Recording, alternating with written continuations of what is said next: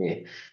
Baik, bedanya kalau dengan AI ya sekali lagi untuk machine learning ini kalau untuk AI atau artificial intelligence dia bicara tentang data mining ya, computer vision sama robotics. Tetapi kalau untuk machine learning selain tentang AI dia juga akan berkaitan dengan ilmu statistik ya atau mathematics gitu ya. Jadi mengolah data, mengolah angka begitu. Oke, ini contoh ya, contoh salah satu penerapan machine learning untuk mendeteksi spam ya. Jadi kalau sekarang teman-teman mungkin di email juga di folder spam itu banyak sekali ya. Jadi layanan email yang kita gunakan itu sudah menggunakan machine learning. Jadi sudah tahu, oh ini emailnya email yang beneran gitu ya, yang memang untuk komunikasi ya, untuk email peruntukannya. Tetapi eh, sudah bisa ya di semua layanan email yang kita gunakan ada beberapa email yang isinya nyepam gitu ya, isinya tidak nyampah gitu ya, tidak bermanfaat, tidak diperlukan gitu ya. Nah, si machine learning ya dengan menggunakan dua algoritma ya biasanya dipakai ya, ya namanya night bias sama rule mining ya. Nah, ini akan mendeteksi oh ini emailnya isinya spam gitu ya. Jadi akan ditaruh dimasukkan ke folder spam gitu ya.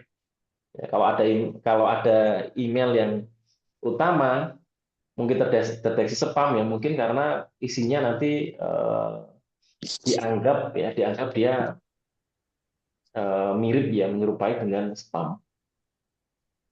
Ya, kemudian untuk buku gitu ya, untuk rekomendasi buku. Jadi kalau teman-teman lihat buku di Amazon mau beli buku gitu ya, ya ada ketika kita mencari buku gitu ya, akan muncul beberapa rekomendasi buku terkait gitu ya di bagian bawah gitu biasanya ya. Nah itu kok bisa seperti itu ya? Berdasarkan apa ya? Berdasarkan dari ya apa kata kunci yang kita gunakan ya, kemudian ya keyword dan sebagainya menggunakan algoritma ini ya kolaboratif, mirrors, mixture sama clusteringnya ini biasa yang digunakan. Jadi ya memang di mesin learning itu ada banyak sekali algoritma yang digunakan ya. Nah, ini untuk deteksi wajah gitu ya. Ada decision tree sama ada boost. Jadi kalau di HP kita juga sekarang sudah menerapkan ya. Jadi ketika di HP kita ada beberapa foto yang wajahnya sama, orangnya sama, maka akan dikumpulkan ya di dalam satu folder gitu ya. Oh ini orangnya sama, ya tinggal kita kasih nama namanya siapa. Akan muncul semua foto yang ada wajahnya itu gitu ya.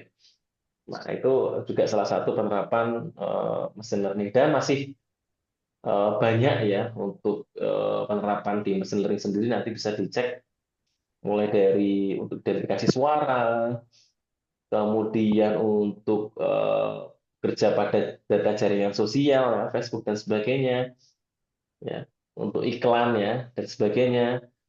Terus untuk beberapa hal gini ya. Nah, ini beberapa hal yang mulai dari mengenali ucapan wajah dan sebagainya. Oke, prosesnya ada tiga ya, supervised learning, unsupervised, dan reinforcement learning. Ya. Ini penjelasannya ada di bawah, ya, termasuk metode algoritmanya, itu bisa dibaca gitu ya, termasuk contoh kasusnya ini ya, apa namanya, ini contoh data ya, data kondisi cuaca misal gitu ya. Ya, ketika ada kondisi cuaca dari udara, apakah udaranya bersih atau apa namanya udaranya rainy berarti agak apa namanya gerimis gitu ya. Kemudian air temperaturnya apakah hangat, dingin, humidity kelembapannya, kemudian ada angin atau tidak gitu ya. Nah, si machine learning akan bisa memberikan suggest ya, akan memberikan saran. Oh, ini eh, apa forecast ya, forecasting ya. Perkiraannya nanti akan satu hari ke depan akan sama gitu ya. Maksudnya kalau sekarang panas berarti nanti sampai sampai sore akan tetap panas gitu ya. Atau akan bisa memberikan saran untuk yang lain ya, misal untuk sport gitu ya. Oh ini cocok ini cuacanya untuk olahraga gitu ya. Atau oh ini cuacanya kurang baik gitu ya karena mungkin kelembabannya terlalu tinggi atau dan seterusnya gitu ya, sehingga tidak cocok, tidak pas ya kalau digunakan untuk olahraga. Nah, ini contoh ya, contoh kayak case tadinya ya, test case-nya penerapan machine learning. Kemudian ini contoh Bayesian learning bisa dicek. Kemudian ada clustering, ada neural network ya. Ya, neural network ya cara kerjanya seperti mensimulasikan kerja otak manusia ya. Namanya neural network ya. Oke, jadi prinsip kerja otak manusia ya. Nanti bisa dilihat ya dari neural network dari input node ya, kemudian pemrosesan ya sampai nanti bisa output ya. Kemudian ini juga yang paling banyak digunakan ada namanya GA ya, genetic algorithm atau algoritma genetika ya. Ini memanfaatkan seleksi alamiah atau yang disebut dengan proses evolusi ya. Jadi kalau evolusi itu intinya yang kuat ya, ya hukum alam, hukum hutan gitu ya. Yang kuat ya yang bisa bertahan gitu ya. Jadi intinya bagaimana metode ini ya, algoritma ini ya, bagaimana bisa mendapatkan keturunan yang baik. Bisa bertahan kan, supaya bisa bertahan kan bisa ada keturunan gitu ya. Dan mendapatkan keturunan yang baik supaya apa? Supaya mampu bertahan. Nah, ini prosesnya ya. Genetik algoritma ini banyak dipakai sekarang ya. Untuk termasuk kalau di case di Batik itu kalau di tempat penelitian teman saya itu misal untuk deteksi cacat produksi dan sebagainya. Nah, ini bisa menggunakan atau cacat produk gitu ya. Nah, misal teman-teman merancang baju, merancang bola, ada bagian yang kurang baik, ini kurang maksimal, nah, nanti bisa dideteksi di situ. Oke, mesin learning sampai sini ya. Kalau ada yang mau ditanyakan silahkan. Ya. Sambil saya buka materi karena ini udah lewat ya, apa kuisnya ya. Dan semoga kuisnya nilainya bagus ya, teman-teman. Oke, ada yang mau disampaikan silahkan. Ini kapan jadwalnya?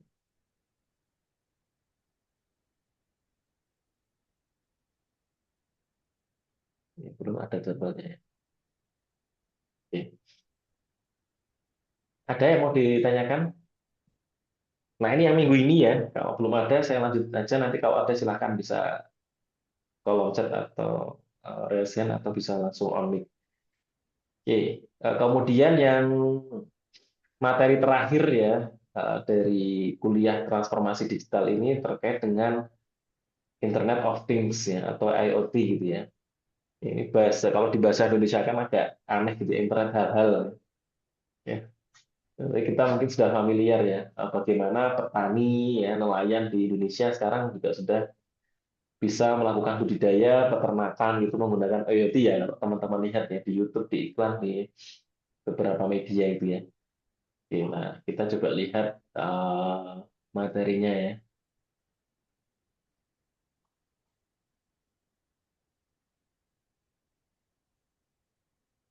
Oke.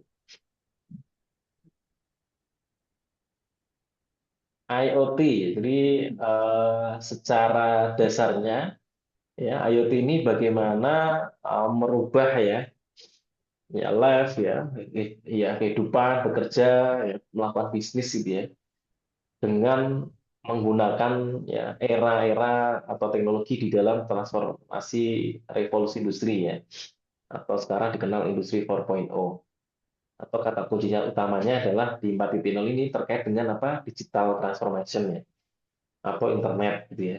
Kalau bahasa kita mungkin gampangnya adalah era internet gitu.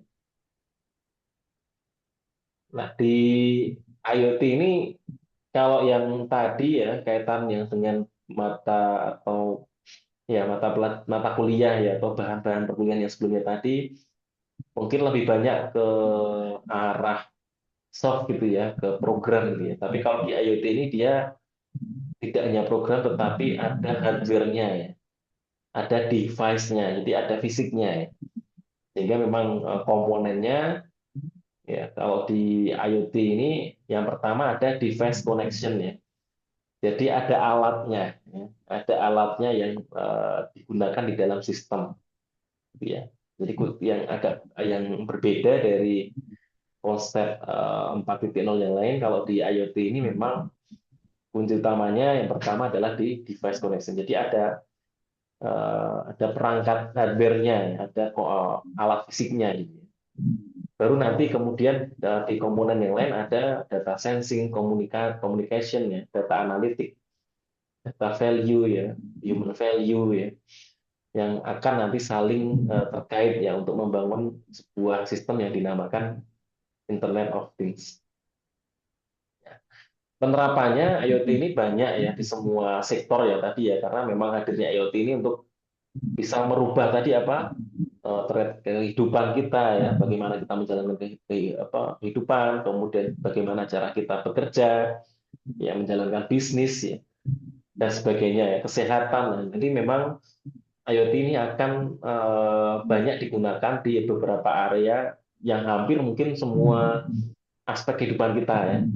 Ya, mulai dari rumah ya, ada namanya nanti smart house ya atau smart home ya, kemudian lebih besar lagi ada smart city ya, bagaimana menjadi kota yang cerdas, kemudian perangkat-perangkat yang cerdas ya, kita menggunakan smartwatch ya atau smart yang lain ya, tapi kalau mungkin yang paling sering kita gunakan smartwatch gitu ya. Kemudian smart retail ya, ada connected cars, bagaimana komputer itu bisa terhubung dengan sistem ya, bisa dikendalikan dan sebagainya. IoT in healthcare juga ada, di dunia industri ya dan sebagainya. Nah, ini contoh salah satu alat gitu ya. Sebenarnya juga kita kalau menggunakan smartwatch itu sudah bisa terhubung ya dengan berbagai macam yang bisa deteksi detak jantung gitu ya. Kemudian kalori yang kita buang ya, estimasinya, kemudian jumlah langkah dan sebagainya. Nah, itu juga salah satu penerapan dari IoT gitu ya. Smart City ya, ini bisa dilihat bagaimana ketika di sebuah kota itu nanti akan terjadi sebuah bencana gitu ya, akan banjir, akan terjadi gempa. Nah, itu bagaimana citizen ya, masyarakat itu bisa mendapatkan informasi sesegera mungkin, ya, secepat mungkin ya. Ya, untuk apa ya? Untuk meminimalisir resiko ya, resiko kerugian ya, resiko korban jiwa dan sebagainya. Nah, kalau di negara-negara maju ya, dan di beberapa kota, kota metropolitan sudah ya.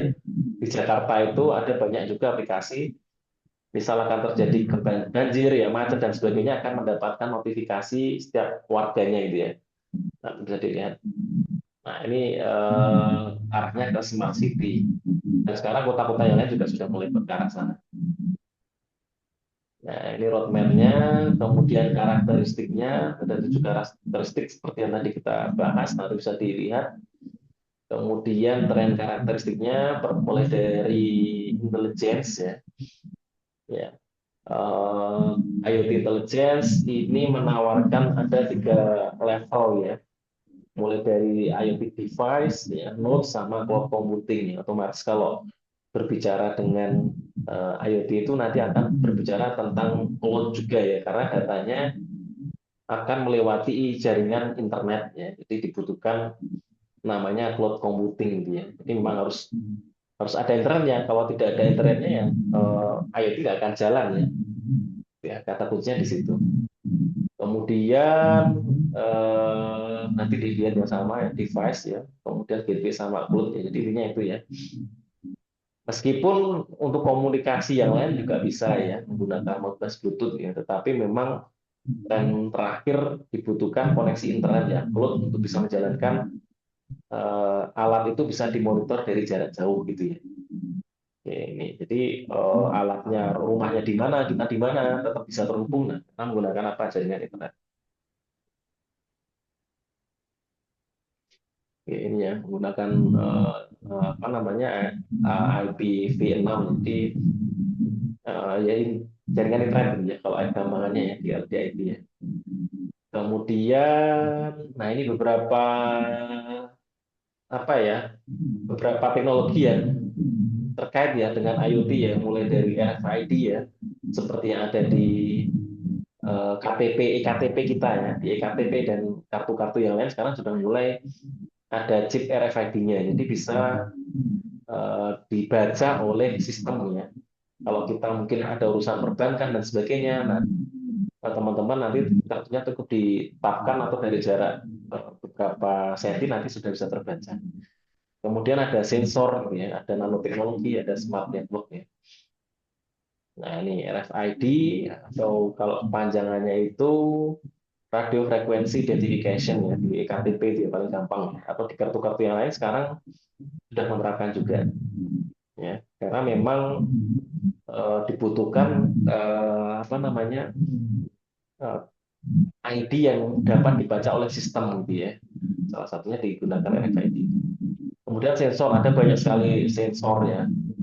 Ya, sensor ini adalah sebuah perangkat ya atau modul atau mesin ya yang digunakan untuk ya mengirimkan ya membaca sebuah apa namanya kondisi kemudian mengirimkan informasinya ke alat elektronik yang lain ya misal ke komputer prosesor dan sebagainya. Ada nanoteknologi ya, termasuk kita menggunakan laptop, menggunakan tablet ya, menggunakan smartphone sekarang, nah itu sudah bagian dari penerapan nanoteknologi. Karena secara ukuran dimensi dia lebih kecil ya. Kalau dulu ya, kalau teman-teman tahu komputer zaman awal dulu ya, tahun 70-an, misalnya 60 70, itu bisa dilihat ya ukuran berapa besar ya komputernya satu ruangan gitu ya, harddisknya dan sebagainya. Nah, semakin ke sini ya, semakin berkembang ya, semakin maju, nanoteknologi alat-alatnya semakin menjadi lebih kecil. Ya, termasuk kamera ini sudah bisa dipasang di mata gitu ya kalau dilihat. Nah, ini eh, smart network ya, ada decentralized, distributed sama integrated. Sama. Centralized ya, centralized, decentralized sama distributed. Ini mungkin kaitannya sama jaringan apa namanya distribusinya. Oke, kayaknya sudah. Nanti yang lain-lain mungkin ada di modul ya. Oke, sampai sini dulu. Silakan teman-teman kalau ada yang mau disampaikan. Mohon maaf saya agak cepatkan ya. Oke, silakan. Ada mungkin di chat boleh. Ya, stop dulu.